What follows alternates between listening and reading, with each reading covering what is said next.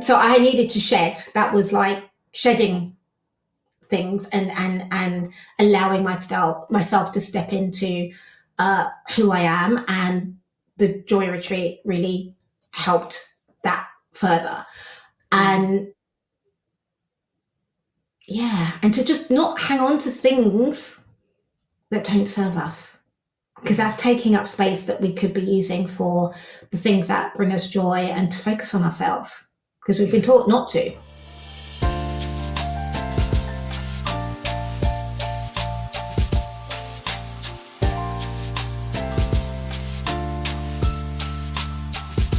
Hello, good day, good evening, wherever you're listening to this Menopause Whilst Black, the podcast. Welcome to season 5. My name is Karen Arthur and I'm your host.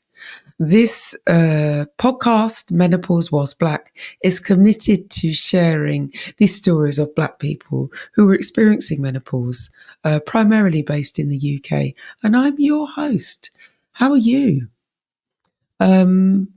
I recorded a whole long intro before this that I discarded because I went on a bit of a ramble, and I decided that that might be better suited for after you've listened to our nine guests, goodness me, ninth guest of season 5.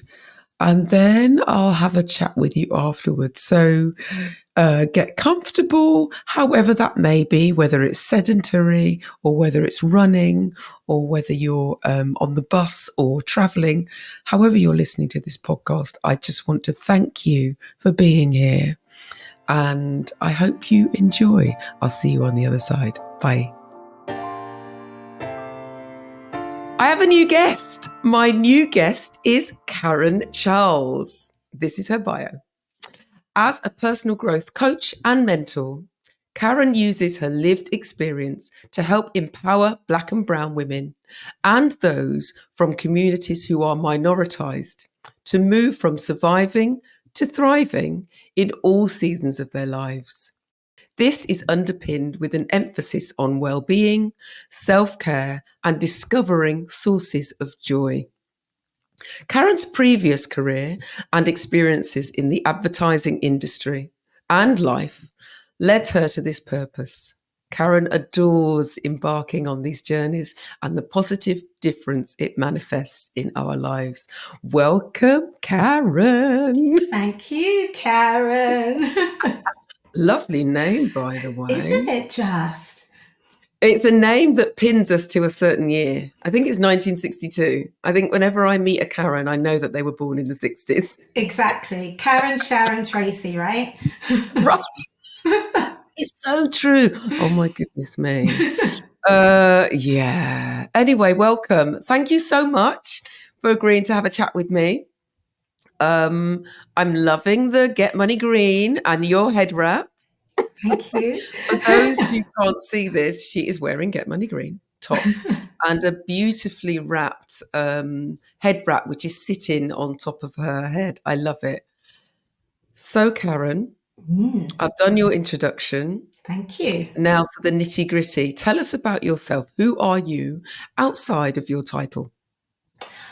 I am an introvert who everyone, and I mean everyone, thinks is an extrovert. So that's kind of been a very interesting juxtaposition, which means that I'm often like this, putting myself in spaces which don't come naturally to me. But the more I do it, the more I'm actually getting to enjoy it as well. I also love sewing, trying new things. So I'm a dab hand at adding little touches to outfits. So I have a long, big, like black Uniqlo coat, and I've added some beautiful Ankara fabric around the neck, at the back, and the cuffs as well. And when I tell you, the number of people who'll stop me and go, "I really like your coat. Where did you get it?" And so I love looking at things from a different perspective, and how can it just be a little bit different to the norm as well. I love that. I talked in your introduction about allowing women to find sources of joy. Yes. And you clearly not only found your source of joy, but you are a source of joy, because that whole thing about customizing your clothing to bring you joy is obviously emanating out to other people when they see you wearing it. Yeah. Yeah, and I do love it when people stop me, because it's like, you're right, I'm experiencing joy that they've noticed, and they're experiencing joy because they're telling me. So yeah, yeah, it's beautiful. And it's the whole thing around where you're happy, which, I talk about a lot, about the power of, our clothing choices to lift our mood. And certainly where you're happy isn't just about our own mental well-being, it's about the perceivers, the people who see you as well, so that's beautiful. Yeah. Oh, I'm glad about that. Yeah. So Karen, what is your heritage? Where are your parents from? So both my parents are from Grenada, Mm-hmm. and both came from sort of villages almost next door to each other. So the families knew each other really, really well. And So, did they meet that's over my there, or heritage. did they meet in the UK, or They how's that met work? over there and came to the UK, to London together. Okay. Yeah. What, in the 60s or before In the then? 60s, yeah. In the Okay. 60s. So yes, I have a brother that was born in Grenada, and then myself and my younger brother were born here. Right. So where are you based now, and how old are you? Okay, so I am now based in Streatham Hill, but I was born and raised in Ealing, West London. So shout out to the Southwest and the West. And and I am 48 and 3/4 years young. I love that. And who taught you about menopause, Karen? Absolutely nobody. Which won't come as a shock, will it, Karen? Not at all. No one really. I think for me, it was doing research. So sort of when I look back at growing up, and you had obviously parents, aunts, that kind of thing. And if in hindsight, I can look back and sort of see, yeah, they were sitting there all the time, going like this with whatever piece of paper they had, around it, or paper plate was a classic as well. Plate, yes. Yes. And I just thought, they're just a bit warm, because I run cold. So there was never sort of a conversation. You'd occasionally hear the phrase "the change," but no idea what it meant. So when I was quite young, I was seriously into sci-fi. So when I used to hear the change, I used to go, is this someone from another planet, and do they change into something else, right? And I'd always have an eye out for, are they going to change into, where they're really from or something like that? But obviously it did not mean that. No one changed into anything, disappointingly. I think that's brilliant. I've not heard of that imagery before. The idea of, so it's almost like Doctor Who, or Tomorrow's World. Yeah, exactly. So that was my non-education, if you like. And when did a lot of us, our menopause experience, our knowledge is in retrospect, and we're kind of joining the dots together now, going, oh, that's what that's meant. Do you know what I mean? Yeah. When do you think the penny dropped around, like you're saying about,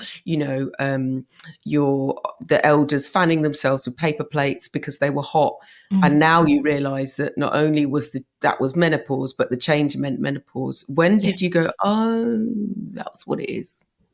When I hit menopause myself, when all the pennies started falling. It's like, okay, that, and right, okay. Right. Or an uncle would be saying something about, their wife, like, oh, she's so forgetful, or things like that.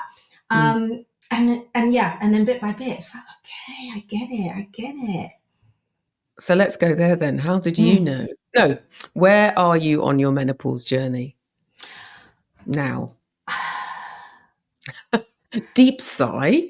Do you know why a deep sigh? So can I go to the beginning? Because I know that's not the question you directly asked me. So when I was very young, I used to have the most painful periods.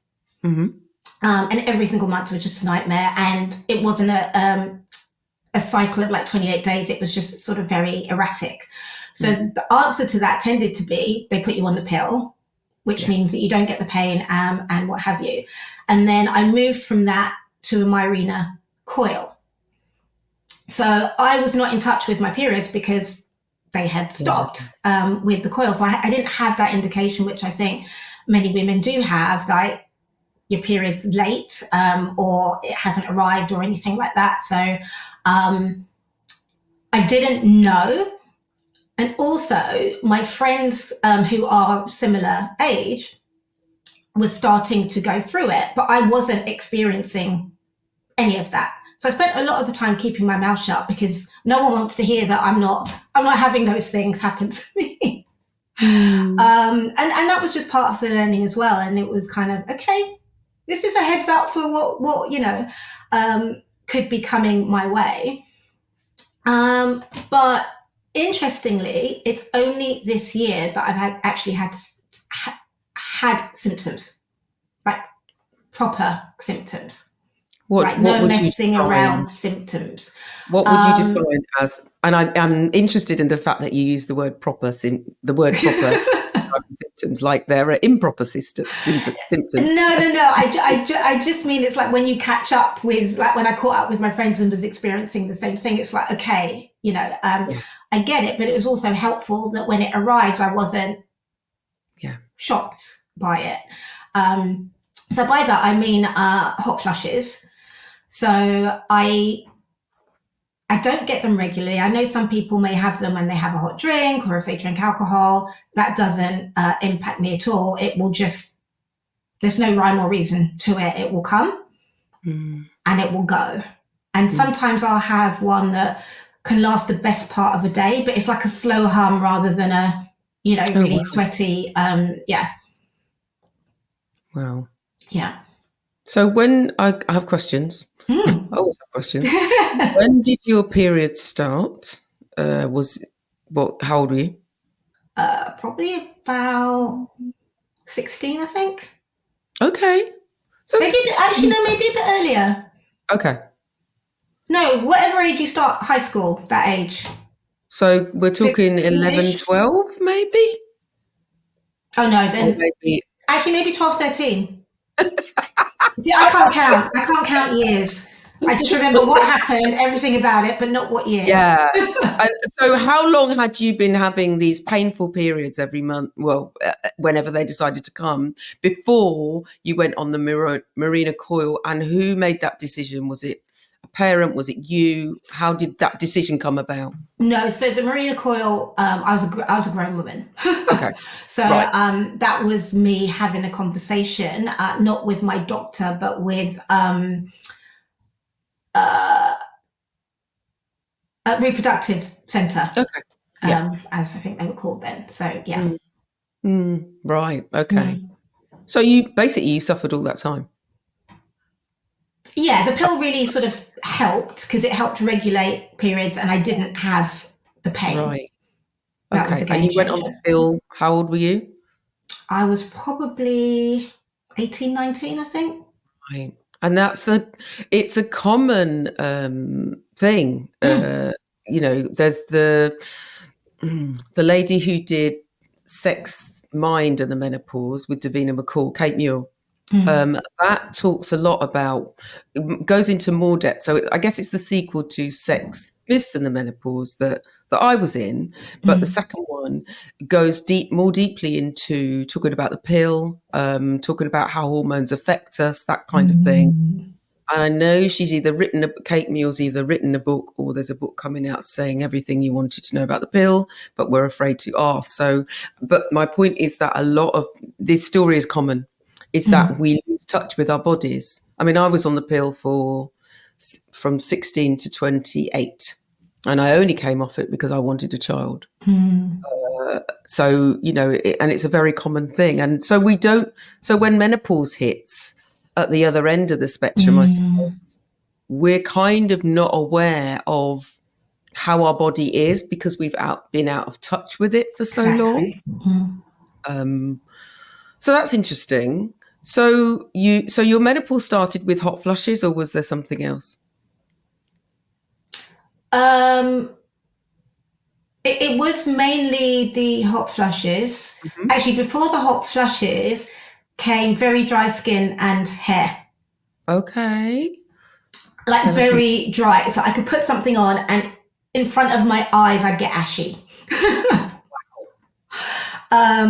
So that led me on a journey of finding products that were going to help and not aggravate that, which kind of led me back to natural products. And they suit my skin really well. So one of your favorites, Earth Organics, is also one of my favorites. Yeah, shout out Earth to Earth Organic. Exactly. So that's helped tremendously because it's my skin loves it. It's non-greasy. It's got no nasties in it. So yeah, And it's made with love. it is. Not sponsored, just love.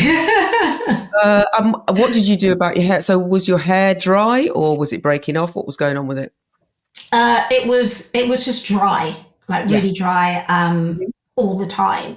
So again, just moved away from sort of synthetic products to more natural products and oils and various things, and just giving it a lot more TLC because it needed it. Yeah. So your hot oils and all various treatments, things like that. So I learned to kind of relish those moments when I kind of put a hot oil or something on and, wrapped it up in your cling film or your shower cap and went around sort of doing things. And so I moved away from sort of seeing the whole hair washing thing as a chore to actually something enjoyable and some time for me and a focus on me. I think that's beautiful. And I think that we can turn it's self-care instead of kind of seeing these things as a chore, like, I don't know, creaming our bodies. We're in a hurry, we're going to work, and you're just kind of very quickly trying to find a lotion to get on your body. Whereas if you have something that allows you to take a little bit more time to appreciate your skin, appreciate the fact that your body works, appreciate that you're still here, all that kind of stuff. And we also kind of take for granted how many nasties, as you called them, are in everyday products from our, the stuff that we put directly onto our skin and onto our hair, whether it's, I don't know, hair dye in my case, which is carcinogenic, from, Black women relaxing our hair, which I think is an interesting term because it's just trauma, basically.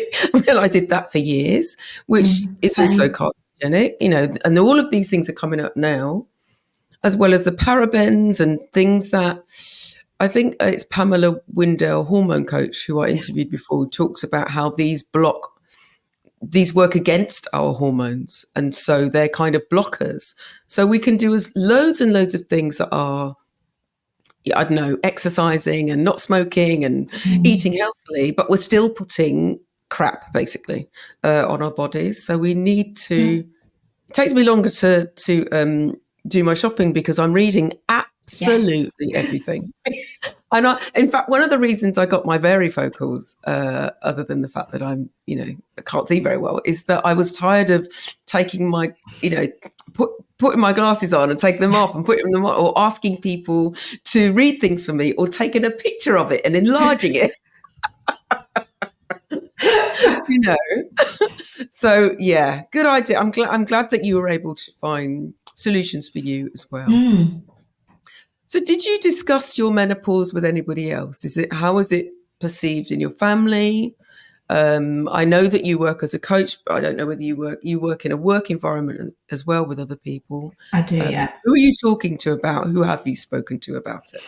So close friends, we talk about it quite regularly. It's part of the conversation. And sometimes it's almost become, is it a noun where you just, something happens and you go, oh, menopause. But we all know what they mean, or what we mean when we say that. There's no having to clarify that at all. We're like, okay, that's what's happening. And you're right. So I do work part-time for a charity on their advice line and as a coach as well. So I am in an office environment. The organization is majority female. Mhm. And we've got many of us in various stages of menopause as well. So we do talk about it quite openly. And when I started, I remember taking a couple of calls from women who were in menopause, which for them meant that they needed some adjustment to their work environment. So they were calling us for advice on how to have that conversation with their manager and ultimately with their organization as well. And that led me to produce a signposting document. So we have several, depending on why people are calling, that we can refer people to other organizations who can also support. So not instead of, but who can also support. So I created one for menopause and just people I had encountered in my sort of research, and that included a couple of menopause policies that companies increasingly are having as well, to give them a feel of how that could work for their organization, that type of thing. So I'm grinning because that's amazing. And I'm grinning because I'm glad that it's you doing it, because, I suppose because I know a little bit about you, because you came with me, on the Joy Retreat this year. And I just feel that this stepping into helping others around, finding their joy and including, navigating menopause and being able to be supported in the workplace feels, I don't know, just extra special. And I'm really proud of you, and I'm really pleased for you as well. Thank you. So, and this means also that you feel supported at work. It really does. And it also means that if I'm feeling something, so brain fog is hitting me really hard at the moment. Are we calling it brain frog now? We're calling it brain fog. See, because I can't even. I'm putting consonants where they don't live. And there are sometimes I will go into the office and say, "Look, it's a brain frog day today." So just bear with me. I might ask you the same question a couple of times, and it's fine. Everyone embraces it. It's here we go with this one again. And they get it. Yeah. And it's great to be able to be like, I'm not on my game today. I didn't sleep very well last night, or whatever's happening. And, they do the same. And thankfully, the nature of the work that we do is to support others with their well-being. So those who work in advertising.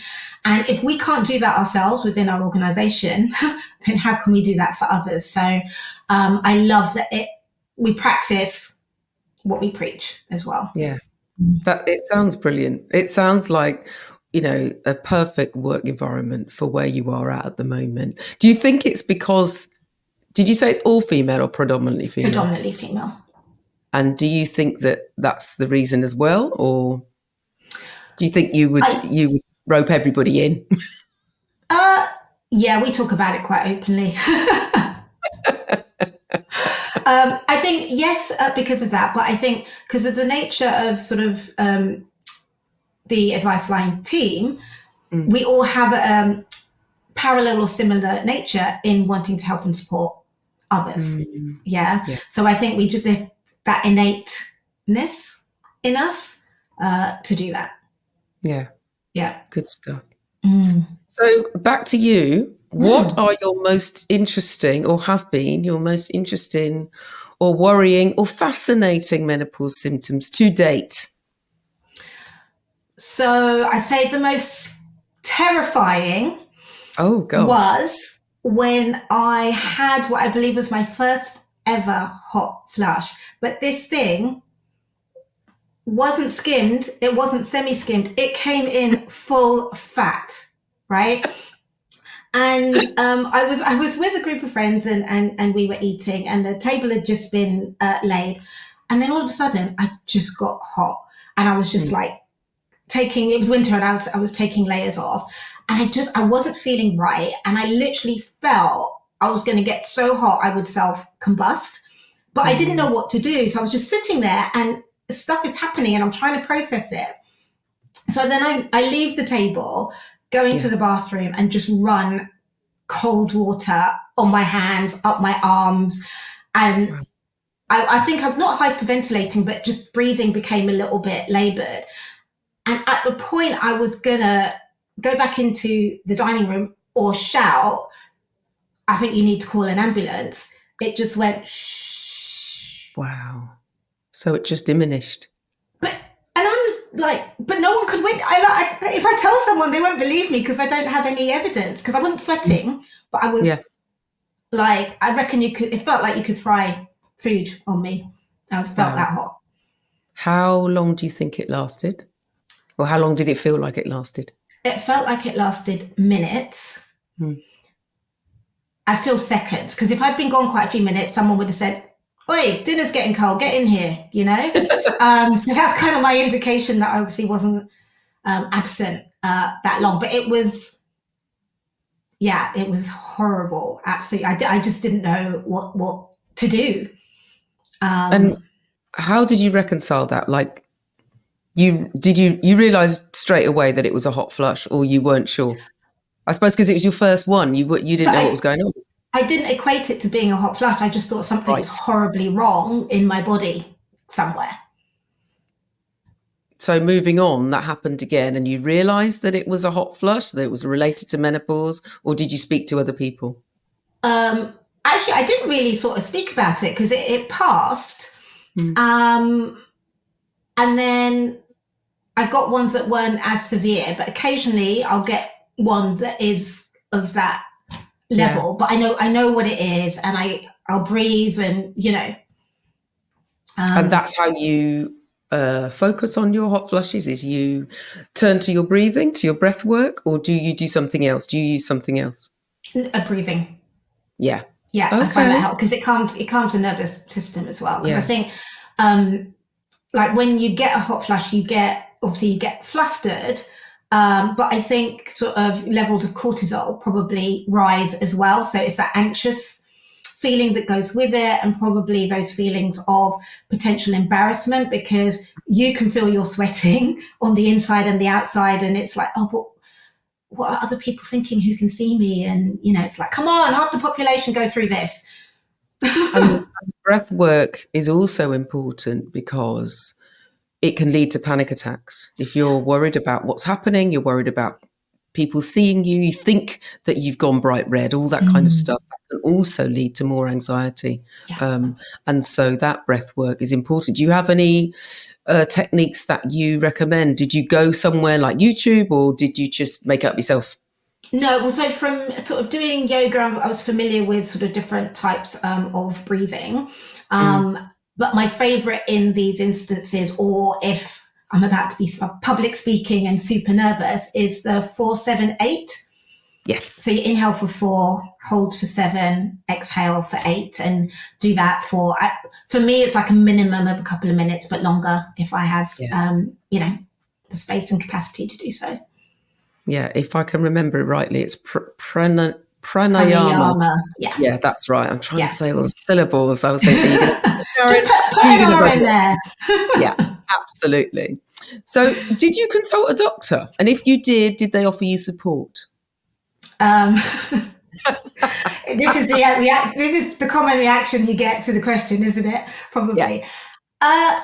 No, I didn't, because it felt like it was isolated. So I didn't, and I wasn't having any other symptoms that I felt were debilitating. And I wasn't, still not keen necessarily on HRT. So I'm not anti it. I'm just really considerate of what I put into my body. And if there comes a time when that's going to make a difference, then I'm completely up for having the conversation. But I don't want to have it just because I pitch up and say I've got the menopause and they go, there you go.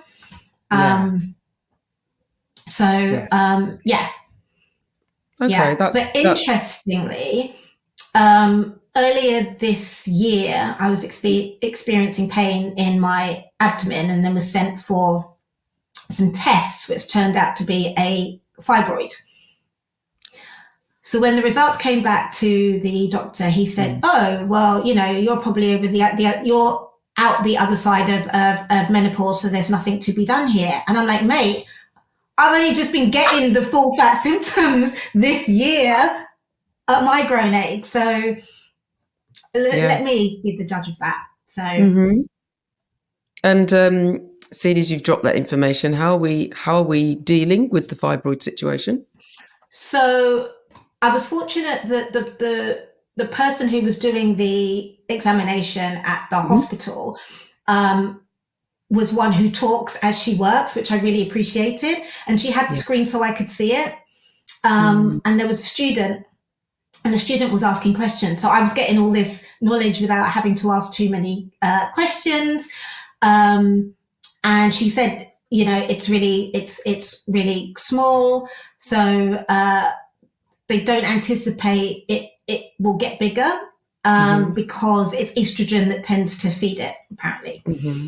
But however, obviously, if I'm in any further discomfort, etc., to come back. But the doctor wasn't really fast, because it was giving me some back pain as well because of where it was positioned. So so basically, they said, look, you're just getting old and decrepit. Deal with it. How do you feel about that? That's what I picked up from what. Of course, I'm not. And no one is, but I think sometimes it's that throwaway attitude about it, where you just don't feel seen as an individual human. Yeah. So I still want to know how you're dealing with it, because it's still there, and I know you're not worried about it, or they're not worried about it. But that's not that throwaway comment isn't something you need to settle for. Oh, absolutely not. Yeah. Absolutely not. But I'm not in any pain. So I was doing boot camp before. So those types of exercises are not helpful for that. So it's kind of stay away. Sorry. That sounds like hell. Boot and camp. Ugh. It's not that different to the drills we used to do in school. Which is why it sounds like hell. I actually enjoyed them, so I was the one. Okay. Right, okay. Well, exactly. Do exercise that you love. Yeah. So what I've learned is exercise that will potentially aggravate it. So I sort of stay away from that. So it's your more gentle stuff, which I actually quite like doing, like yoga, a bit of Pilates. I walk a lot. So sort of love doing that. So it hasn't altered my lifestyle tremendous. I can still dance and sing at the same time. So we're all good. Yes. I love that. That's brilliant. So I have a different question for you, because you're the first person that I've interviewed who came with me on the Joy Retreat this year. Woo-hoo! Yeah. So Karen, for those who don't know, I host a retreat that is for Black people experiencing any stage of menopause. And the first one was in May this year. But I wanted to ask you a couple of questions. One around what led you to the Joy Retreat Barbados? And the second one is, what do you feel you got out of it? I'm curious. So what led me to it is community. By the way, Karen didn't know I was going to ask her this question. No, I know. So her face has gone, oh. No. It's fine. You know, it's like I've got two questions. You're like, oh my gosh, what could they possibly be? So what led me to it is community. And I feel that as I have acquired years, the value of community has shifted, right? And finding people who have a common interest means that it's automatically a safe space. Yeah. To be, and that we can talk openly about what's happening. And not everyone is fortunate to have friends that they can speak to, or be in a workplace and be able to say, this is happening for me now, brain frog day, you know. So for me, it was that idea of community to come together. But we had a few things in common, right? Black, female, and at some stage in the menopause. So we all had a common interest before we even knew each other.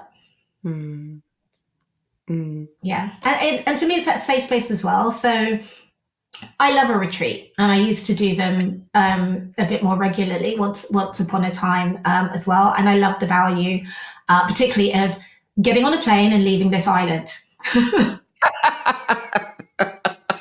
We're all up for that, especially going somewhere hot, let's be clear. Exactly. But I think that physical journey is where your retreats, it starts from the moment you book it. So your mind and body is already kind of, there's an awareness and a preparation that we don't know that's going on. But it's that physical departure from here to there, which means you kind of leave everything behind when you get on the plane here, and you arrive as you arrive at your destination. Yeah. And it's interesting because it's a leap of faith as well, isn't it? Yeah. 1, it was the first one. 2, you're away with 10 strangers ostensibly. Yeah. But I suppose once you've booked, your mindset, it's like you're ready. It's like for me, if I'm going to a party, it's cold, it's rainy, but I know that once I'm dressed and I'm out and I'm there, I'm going to have a good time because I've made a decision to do so. Yeah. And certainly I'm grateful to have, we met before that because I did a Wear Your Happy styling session with you, didn't you? During lockdown. Piles of clothes that were going to the charity shop. Gosh, that was funny. So I'm grateful that you came because you brought yourself, you brought your full self. And I think that's important about when you go anywhere, but particularly when you've paid, quite a bit of money to go on a retreat or to leave the country, it's important to be honest with yourself. Yes. What do you think, what's the one thing you think you gained from the Joy Retreat? Many things. I'm basically fishing. Yeah, no, it's fine. For me, I think it's the letting go of stuff. Right. And it wasn't necessarily menopause stuff. It was just letting go of stuff.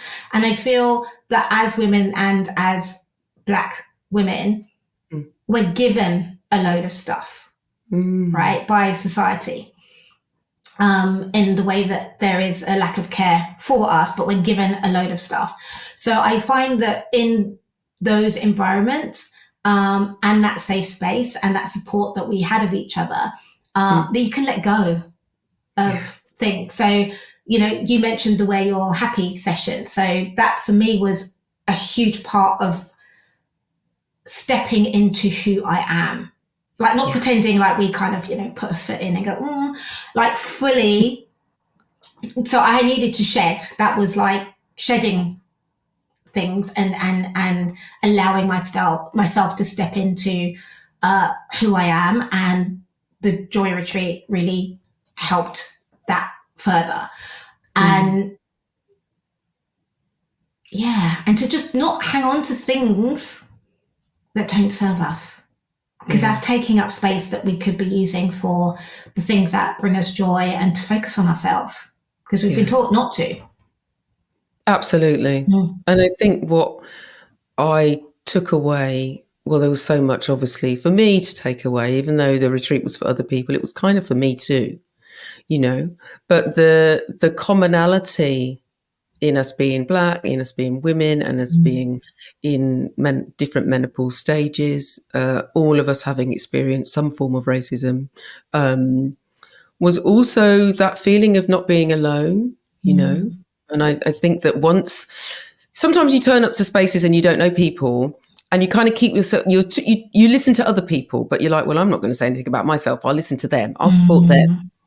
And gradually over the week, everybody kind of just shed, they let go, their shoulders dropped. And I'm grateful for for that, your part in that. That was a really convoluted sentence and it should have come out all lovely and it didn't. But you know what I mean. I do know what you mean. So Karen. And actually just picking up on what you said, the other thing I loved about it there was no expectation that we all turn up happy, clappy and kumbayaing, right?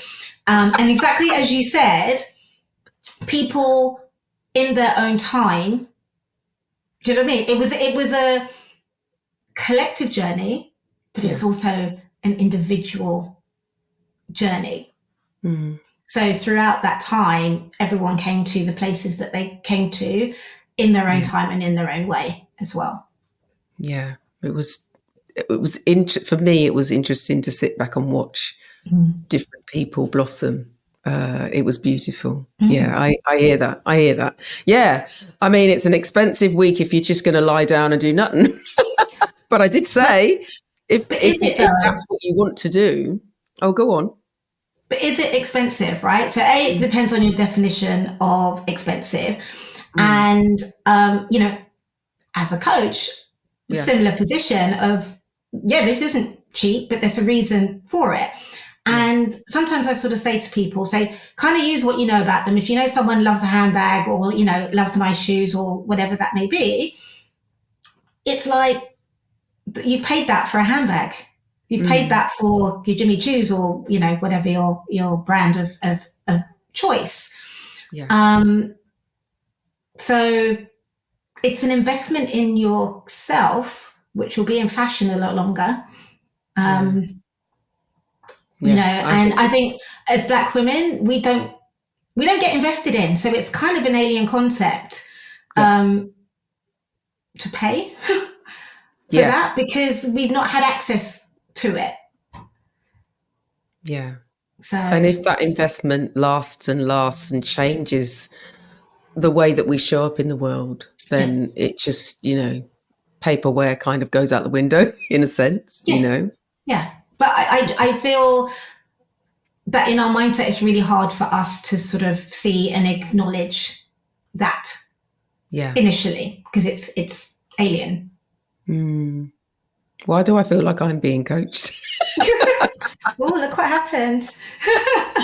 She's turned it around, honestly. So, Karen, do you have a routine? And if you have a routine, would you care to share? I love a routine, me. Well, I know the answer, but you tell everybody else. No, so my morning routine is like really important to me. I am a morning person. So I'm usually up and out of bed by 6 in the morning. I'm not a lie in bed. If I'm awake, I'm up. Oh, wow. Okay. And shower, grab a cup of hot water on my way, then wash my face. But what I love about the sort of the shower and the face is that routine, and that when you put your moisturizer on and I take the time to massage, not just go, you know, and I'm done, just to really massage it in there. So I love doing that. And then the, you know, the smells of it as well. Absolutely adore that. Then I will usually do a bit of stretching or some sun salutations just to sort of warm up the old joints. And and get dressed, breakfast. So that's kind of, and when I say get dressed, regardless of whether I'm leaving the house or not, I change into indoor clothes. Yeah. It sounds like you've brought you've described things that we all do in the sense, you know, getting out of bed, getting dressed, maybe a little bit earlier than some, but that kind of thing. But it's, you're present during all of those moments. So that, you know, I'm a big, during, it was lockdown, before lockdown, investing in the smells in my bathroom that I absolutely love. I'm a big fan of honeyed smells, vanilla smells, oud, you know, the musk. That interesting. So I surround myself with that, and certainly being present in the shower rather than thinking about what you need, because often we're thinking ahead, aren't we? Yeah. What are we going to do? What are we about what we need to do next? So I love that you have evolved, in a sense, your routine as part of your self-care every day. That's a beautiful thing. Yeah. And I have, when I come out of my bedroom and I come down the stairs, I have an artwork of a Black woman by Caroline Chinakwe. And every morning I walk down the stairs and I say to her, "Good morning, Queen." And I imagine her saying, "Good morning, Queen," right back at me. I love that. She's an amazing artist. She is. Oh, Yeah, goodness. Brilliant. he's So incredible. I suppose the next question is, you've kind of told me, but maybe there's more. I don't know. So I'll ask, how do you celebrate yourself? I didn't used to Mm. at all. What And changed? I just got on with things. Like, I'm a black woman. I'm always busy. I've always got stuff. So I felt I just did, not even felt I didn't have time. It didn't cross my mind to celebrate myself. Yeah. And then more recently, I've been doing what I tell people that I coach and mentor to do. So You've when they been go, practicing no, what so, you preach. so when, right? And so, when you sort of start a session and it might be what's happening, or, it's following on from something from a previous session, and they'll do what everyone does, because, and I did this, and I moved a mountain, what? You moved a mountain. Okay, let's go back to moving the mountain. Tell me about the mountain, because they just skip past it, and I'm the same thing, and I kind of bring it center, and I'm like, okay, can we take a moment to honor what you've done? And I can see them getting a bit like me. I would be fidgety. Please don't talk about me. Yeah. And it's important. So I'm a reflector who doesn't reflect on myself, whereas that's part of my self-care and practice as well now. Yeah. And bigging up myself. Yeah. Sometimes I literally go like this. Pat yourself on the back. I love that. Exactly. Brilliant. There's not always people around to sort of acknowledge it. And sometimes you're the only one that knows that you've achieved something or done something, outside of your comfort zone, or whatever that may be, for you. So, yeah. You need to celebrate coming on this podcast, because I know that was this is outside your comfort zone. Oh my gosh. And I appreciate you even more, because I know it took you a while to make the decision. And I'm so glad you did, because people will listen to this and you will have said things that make them go, oh yeah, me too. And that's what we're here for. It's about sharing those stories, and your story as is important as the next person. So thank you for that. And thank you for choosing to step outside your comfort zone. Thank All right, you for my thanking love. me. Which tune instantly makes you want to dance? Marvin Gaye, Got to Give It Up. Oh, good choice.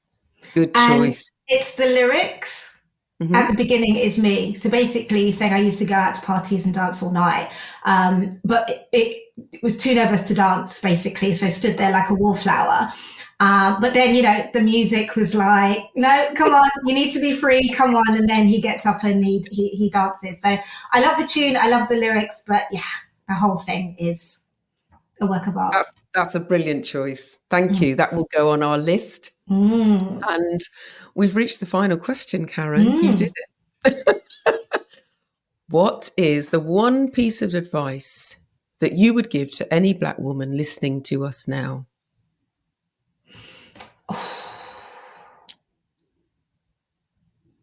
Find your people. And by that, I mean, we have friends, but we might have some friends that are the party friends, some friends that are the go to the museum kind of, but it's finding those people who are for you and that support you and say your name in rooms that you're not in. And that's for any and every aspect of your lives as well. And I'm adding, learn to let go of things that are not serving you. And sometimes those things are people too. Ooh. And sometimes that's hard to hear. It is. That's why I said it. Thank you. It is, and it's really hard. And I think for me, the menopause journey has been liberating in just allowing me to just let go of things that are not serving me. And I kind of coined a phrase that is when things are really bothering me and I want to let them go, and I will sometimes say this to people to their face, it's like I'm all out of eggs and I'm completely out of fucks. Are we allowed to swear? Sorry. Too late now. You are. It's out in the universe. That's a perfect ending. That is a perfect ending. Thank you, Karen. Thank you for joining me. It's been absolutely brilliant talking to you. You're an absolute star. Thank you. It's been a joy, I have to say. So thank you, Karen. So my namesake, Karen, dropped a lot of wisdom. And as you will have found out, she was also one of the attendees, participants, joy seekers who arrived on the island of Barbados for a week at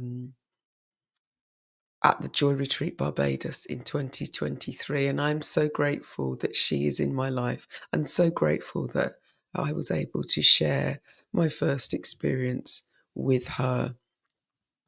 I'm going to drop a little confession, or it might be a big confession, I don't know, that I didn't intend to say.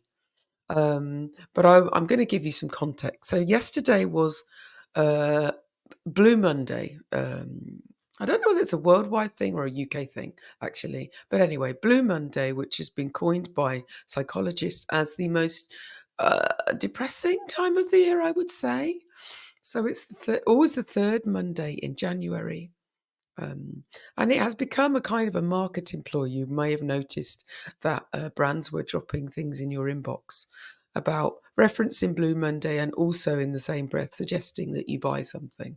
When we're sad and we're fearful and we're low, often capitalism kind of pops up and waves at us, and so often there's a lot of writing and hype around Blue Monday, but I think it's a lot of people are recognizing that this is a ploy to get us to buy more stuff. So I have a friend called Tamu Thomas, who is now an author who has written the book Women Who Work Too Much, which comes out in April, I believe, and I will put a pre-order link in my show notes. And she, for the last 2 years, she's run an event that counters Blue Monday called Indigo Monday. And last year I was away, or I was just coming back from Barbados, and I wasn't able to attend. But when I saw the joy that was coming out of that event, I thought, I'm definitely coming this year. So yesterday I went to Blue Monday. I went to Indigo Monday, sorry. And part of the event is something called a Joy Rumble. And a Joy Rumble invites people to celebrate themselves, to go up on stage, to take the mic, and to celebrate their wins of the year, of the month, of the week. And honestly, I had no intention of going on stage at all. I was very happy to listen to other people. The energy in the room was palpable. I saw lots of familiar faces, people I know, and my friend, my good homie and friend Natlu, was sitting next to me. And I ended up on stage. I got up and I wanted to celebrate this season. I wanted to celebrate menopause whilst Black. I wanted to celebrate that I am fully owning the fact that I'm a broadcaster, also hosting a radio station every 2 weeks called Can We Talk on Golddust Radio. And then I started to talk about the Joy Retreat. So when I spoke to Karen, I wanted her to share her experience, and I'm so glad she did. And at the time, I was gearing up to spend January marketing the Joy Retreat for 2024. But I've decided that the Joy Retreat needs space for me to really share with you the joy of communion with other Black people, other Black women who are experiencing a similar thing, not just menopause, but where we are in our lives, the experiences we've had, and positive aging as well. And so the Joy Retreat Barbados will now run. The next one will be in 2025.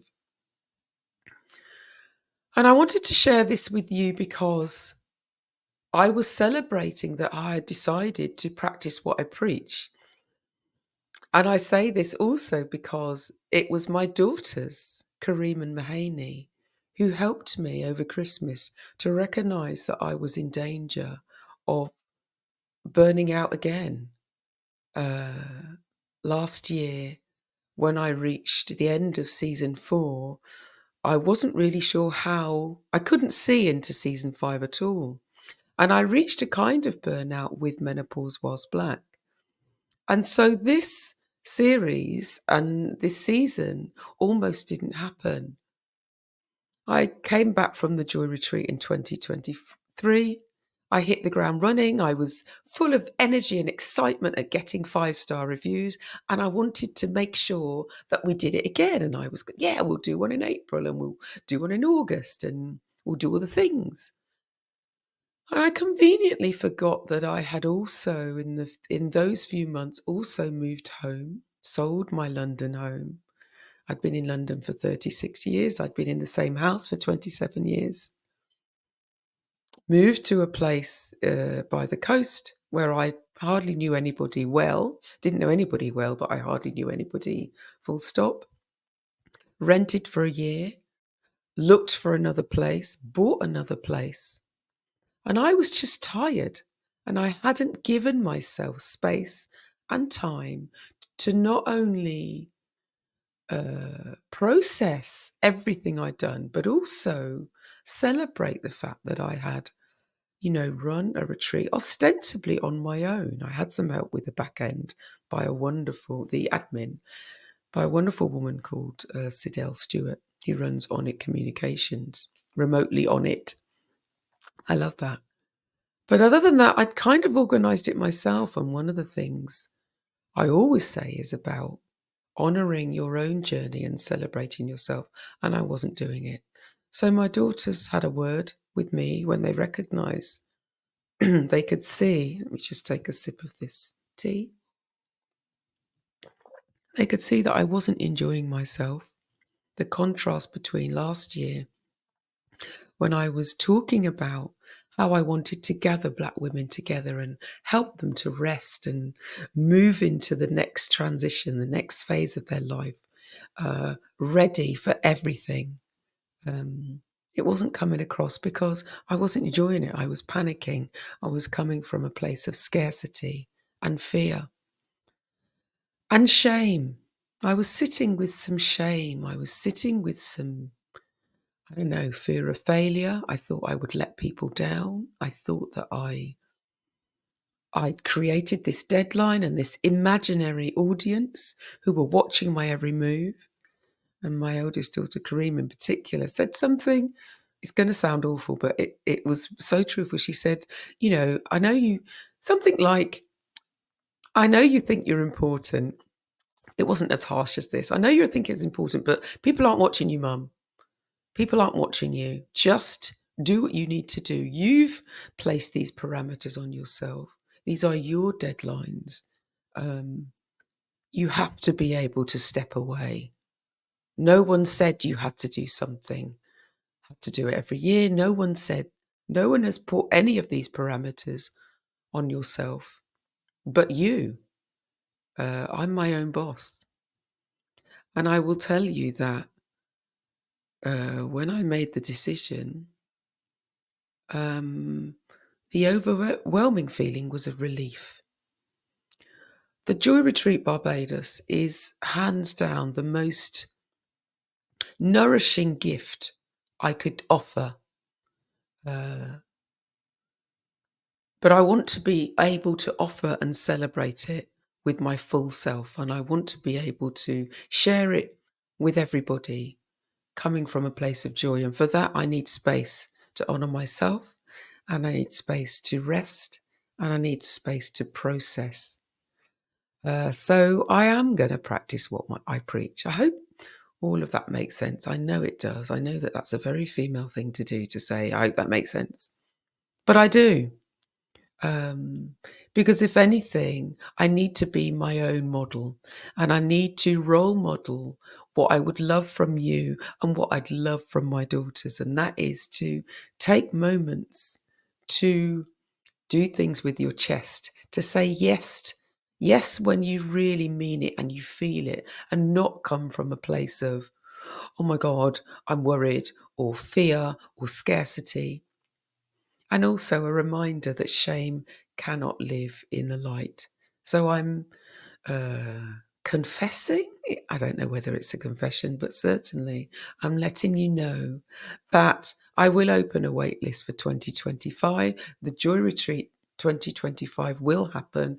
Everybody I've spoken to, including the people who were interested in coming and gearing up to sign up, were understanding and just totally got it.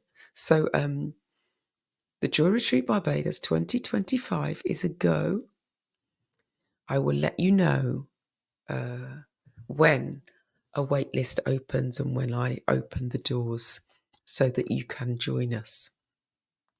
And I thank Karen Charles for her honesty and for her compassion and for sharing her story around her menopause journey. The way she described that hot flush, that sounds horrendous. And if you've never had a hot flush, first of all, props to you. But also I know there's a hot flush vest that people can wear, that men can wear. I know that the MP, Caroline Harris, took it to Parliament and had some of the MPs try on a vest that emulates a hot flush. It is something else, honestly. And so I hope that you're able to get a handle on yours if you are having them. And if you're not having them, great. And I hope that you are navigating your menopause transition, or moving into it with as much knowledge as you can and as much compassion for yourself as you can muster. This was a long outro. And as I said, I hadn't had any intention to talk about what I talked about. I guess because I had said it, I felt safe enough yesterday at Indigo Monday with author Tamu Thomas to get up on stage and talk about Menopause Was Black and the Joy Retreat announcement, confession, whatever you want to call it, just followed on naturally. And so it made sense to talk to you about it here today. Anyway, if you want to comment or make a lovely review for this episode, please write it on YouTube. You can find us on Spotify, on Audible, on iTunes, on Podbean, wherever you get your podcast fix, whether it's visually or orally. If you want to send me a note, I am at thekarenarthur@mail.com. And you can find me mostly on Instagram and on Facebook as Menopause Was Black. Share this episode, share this series. Thank you to all the people who send me messages still and have been excited about us going on YouTube. Look after yourself. Stay warm. Please stay warm. Rest when you can. Say yes with your chest. Drink your water. Wear your SPF. And practice what you preach. All right, my loves, you take good care. Bye.